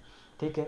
और ये जो आपका टिश्यू का ऑर्गन का ऑर्गेनाइजेशन बहुत ही इंपॉर्टेंट है। क्यों? अगर आपने अपनी बॉडी को जो है जितने भी फंक्शंस हैं अगर वो मोर एफिशिएंट और बेटर कोऑर्डिनेशन के साथ करने हैं तो आपके जो मतलब ऐसी ऑर्गेनाइजेशन का होना बहुत ही इम्पॉर्टेंट है। तो इसलिए क्या करते हैं, मॉर्फोलॉजी हम कर, देखो हम यहाँ पे दो टर्म पढ़ते हैं, एक होता है मॉर्फोलॉजी, ठीक है, एक होता है एनाटॉमी। तो मॉर्फोलॉजी क्या होता है कि morphology refer to study of externally visible feature, ठीक है। मॉर्फोलॉजी जो होती है उसमें हम क्या करते हैं, केवल जो है एक्सटर्नली विजिबल फीचर को स्टडी करते हैं। जैसे मान लो कि आप अर्थवॉर्म के बारे में स्टडी कर रहे हैं तो उसमें पढ़ेंगे कितने सेगमेंट होते हैं, ठीक है। केवल हम एक्सटर्नली जो हमें विजिबल है बाहर से बाहरी तौर पे उसी की स्टडी जब हम करते हैं उसको हम बोलते हैं मॉर्फोलॉजी। लेकिन एनाटॉमी में हम क्या करते हैं, जो इंटरनल ऑर्गन है या इंटरनल ऑर्गन सिस्टम है उनको जब उनकी मॉर्फोलॉजी को इंटरनली हम स्टडी करते हैं देन देयर को this is called as the anatomy. तो एनाटॉमी जो होती है that is the study of morphology of internal organ in animals को हम क्या बोलते हैं, एनाटॉमी हम बोलते हैं। तो ये आपका पैराग्राफ इसी के बारे में बात करता है। ऑर्गन सिस्टम क्या होता है, बेसिक जो टिश्यू जो है दैट मेंशन अबव ये क्या करेंगे, यहाँ पे ऑर्गेनाइज होंगे to form organ which in turn associate to form organ system in a multicellular organism. और सच एन ऑर्गेनाइजेशन जो होती है बहुत ही इसेंशियल होती है for more efficient and better coordination activity of million of cell जो कि organism के अंदर प्रेजेंट होते हैं। जैसे ईच ऑर्गन है हमारी बॉडी में, इनमें एक या एक से ज़्यादा जो होते हैं टिश्यू प्रेजेंट होते हैं। फॉर एग्जांपल हमारा हार्ट है, उसके पास 4 टाइप के टिश्यू प्रेजेंट होते हैं। एपिथेलियल टिश्यू प्रेजेंट होता है, कनेक्टिव टिश्यू प्रेजेंट होता है, मस्कुलर टिश्यू प्रेजेंट होता है, न्यूरल टिश्यू प्रेजेंट होता है। और यहाँ पे हम नोटिस कर सकते हैं कि आपके जो ऑर्गन क्या करेंगे, वो क्या करेंगे, दो ऑर्गन सिस्टम बनाएंगे। ये हम डिटेल में स्टडी करेंगे जब हम क्लास 12 में पहुँचेंगे, ठीक है। तो यू आर बीइंग, यहाँ पे हम जो है you are being introduce to morphology and anatomy of 3 organism. हम यहाँ डिटेल में पढ़ेंगे 3 ऑर्गेनिज्म के बारे में हम स्टडी करेंगे, अर्थवॉर्म के बारे में स्टडी करेंगे, उसके बाद हम कॉकरोच के बारे में स्टडी करेंगे और फ्रॉग के बारे में हम डिटेल में स्टडी करेंगे।